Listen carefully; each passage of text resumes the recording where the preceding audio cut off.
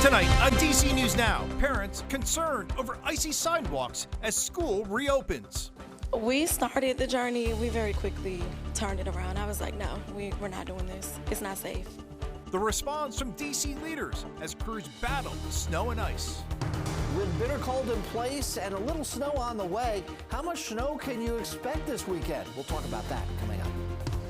It's been 1 year since the deadly midair collision over the Potomac, killing all 67 people on board. Tonight, we hear from family members and first responders as they reflect on that tragic night.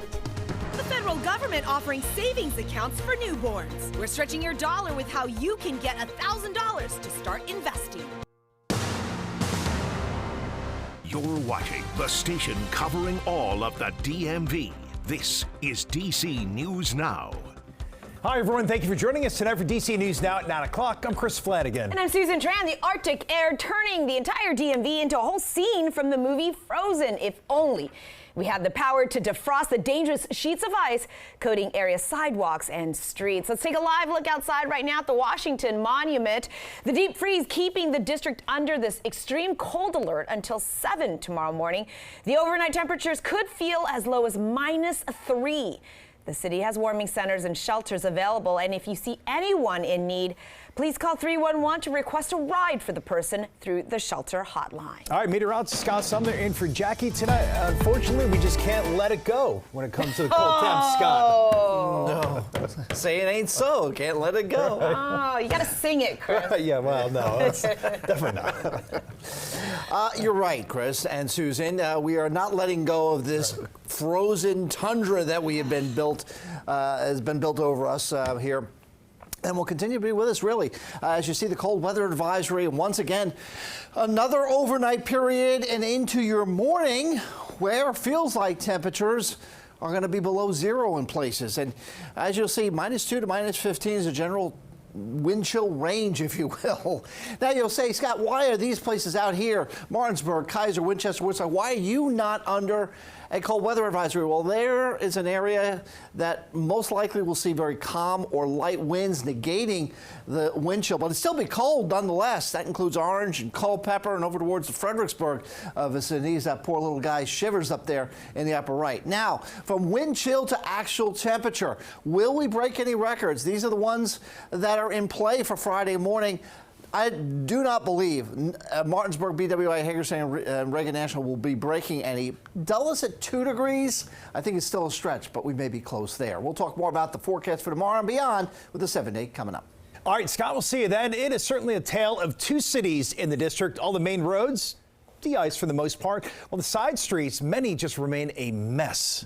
Indeed, they're either unplowed or barely touched, and they're keeping so many frustrated families snowed in days after the storm. There's nowhere to go for all the cars that are parked in this alley in DuPont, a scene repeated multiple times in the district. A plow has not cleared a path, so it remains a solid mass of ice here, and the cars stuck, unable to get out. Man, not good. There are some parents in the district pointing to the road hazards and icy sidewalks leading to schools as far too dangerous for students to return to class. But DC school leaders moved forward with bringing all those kids back on a 2-hour delay today and tomorrow. DC News Now's Jan Marie joining us live tonight. Yeah, Marie, so this really has some parents concerned.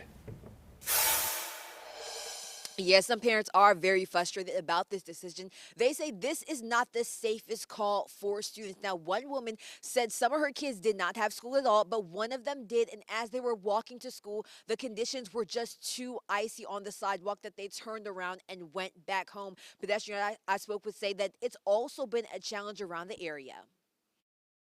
We started the journey. We very quickly turned it around. I was like, no, we're not doing this. Gracelia Williams struggled walking her son to school Thursday morning as students returned to the classrooms after several snow days. It was straight ice from one end of Livingston Terrace to the opposite end. The icy sidewalks and walkways have been a major concern for many parents. DC Public Schools Chancellor says crews were able to clear walkways on school campuses. We've been able to do the work to open today. We think about not only the sidewalk, walkways, but also campus readiness as well. But parents say the issue isn't the school, it's getting there. Many say sidewalks in neighborhoods remain icy, forcing students and pedestrians to walk along busy roads. The school walkways are clear, yes. Our sidewalks to our main roads are not clear. Our bus stops are not clear. To even think that there's an elder that's caring for children that go to school, or a mom without a car to think that she has to walk in the street, it's really disheartening. Williams says asynchronous learning would have been a safer option. They're still learning, but they're safe and they're warm, and we don't have to choose. The icy conditions have also made it difficult for pedestrians just trying to get around. In front of somebody's house, it's fine, and then somebody's house, it isn't. I'm running around doing errands and trying not to hurt myself. And many say they're hoping conditions improve soon. We shouldn't have to choose between education or safety. Now, along with parents, there are other people raising concerns, including Ward 7 council member Wendell Felder. He released a statement on X saying that the district was not prepared for schools to be open today or tomorrow. And since many roads are not passable at this time, and he does say that this should be a learning lesson for the city. In the meantime, DCPS will reopen tomorrow on a 2-hour delay again. For now, reporting in Northeast, I'm Yamari Sase, DC News Now.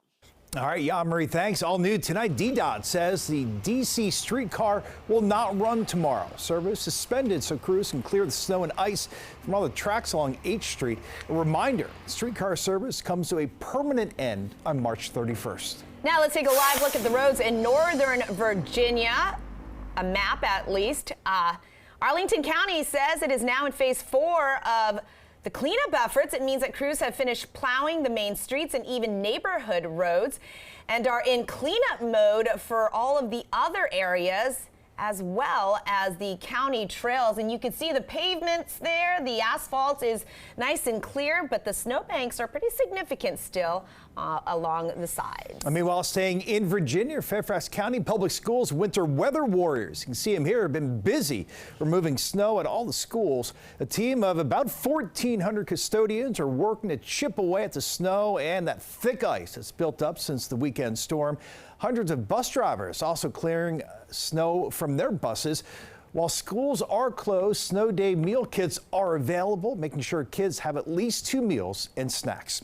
And stay with DC News Now. Scott and her team of meteorologists continue monitoring the dangerous feels-like temps and any threat of snow that may be heading our way. You can find the latest right now on our website, dcnewsnow.com/weather. We are following breaking news tonight. Democrats and the White House striking a deal to avoid a partial government shutdown. It comes after 8 Republicans joined all the Democrats to vote against a budget bill in protest of ICE funding. The two sides have now agreed to separate Homeland Security funding from the rest of the legislation. The Homeland Security Department will be funded for 2 weeks while lawmakers debate funding for ICE. The Senate could vote on a deal as soon as tonight. Last check, Republican leaders are working the vote, making sure there are no objections to the deal and making sure it can pass quickly. Taking to social media, President Trump says the vast majority of the government will now be funded until September and is urging bipartisan support of the deal. 1 year ago, a catastrophic collision over the Potomac when an Army helicopter crashed into an American Airlines plane, killing all 60 passengers, 4 crew members, and 3 Black Hawk aviators. Tonight, we remember those who died and the many who responded to that horrific disaster. And DC News Now's Mara Carbone tells us the tragedy remains so raw for so many. A lot has changed since that night, but a lot still remains the same. The grief, the questions, and the trauma will last a lifetime as this tragedy ties together the family members, the first responders, and the community members that stepped in to help. It feels like it's been just 10 days and also 10 years. 365 days, 1 year since the tragic midair collision that will ripple through the community for a lifetime. We couldn't fly. We drove to St. Louis, which is like so far away. We just couldn't face that flight. At 8:48 p.m. on January 29, 2025, an Army Black Hawk helicopter on a training mission over the Potomac and an American Eagle passenger plane traveling from Wichita, Kansas, collided, sending both aircraft and all 67 on board into the river. There's been tough days. DC Fireboat Captain Michael Puglisi was among some of the first to respond that night. When I called back to command and asked how many souls were on board that plane and I got the response, that's when my heart dropped. Their mission to rescue anyone they could. When they realized there was no one to save, recovering the victims became paramount. If there was any chance of finding a person that needed emergency medical care, we gave them everything we had to do that. And once we realized that that was not the case, we gave that same 100% effort to bring their loved ones home. Among the dead, plane captain Jonathan Campos, skating sisters Everly and Lydia Livingston, as well as their parents, Army Staff Sergeant Ryan O'Hara. He was just happy as could be. Gary O'Hara is Ryan's father. Proud and, of course, very nervous. We should be angry. This was preventable. This week, the NTSB releasing its findings, pointing to a myriad of issues, all contributing to the crash, including an altitude tool in the helicopter that was off by 100 feet. We don't have any evidence of just plain out negligence. With accountability, I mean, that's why we issue recommendations. It's another day where I'm not going to see my son. And that's pretty terrible to have to deal with that every day. Reporting from Reagan National, I'm Marielle Carbone, DC News Now. Well, Sergeant O'Hara's father also telling us Ryan loved D.C. and he felt being assigned to Fort Belvoir was an honor. Ryan loves his job, he said, and also fellow soldiers. A 28-year-old served 10 years in the Army, now is a Gold Star parent. Gary O'Hara vividly recalls the first few moments from that night. Saw the news. I knew immediately it was Ryan. I felt it. It was absolutely crushing. You know, I had to get on the phone and call my wife in Kentucky and let her know what was happening.